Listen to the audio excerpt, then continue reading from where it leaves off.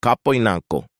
Hindi ko alam bakit pero sa tuwing pag-uwi sa balay ay tila isa akong kandilang upos. Ngunit pinipilit pa rin na pasigahin ang apoy na kusa ng nauubos. Sa tuwing magtanaw ko sa langit, nakita ko na naman ang mga langgam na nagalupad-lupad. Napapaisip ako, hindi ba sila gikapoy sa paglipad?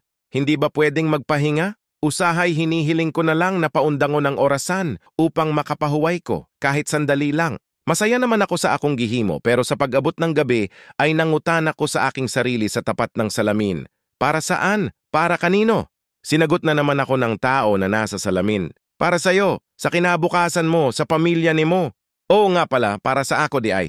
Unsaon na ko kini? Kaya ko pa kayang umusad kahit kapoy na? Sumagi muli sa aking isipan ang akong gihigugmang pamilya. Ang batang ako na nangangarap at nahanap ko ang sagot sa aking mga katanungan. Oo, kaya ko. Para sa pangarap ko, sa mga taong naniniwala sa akin.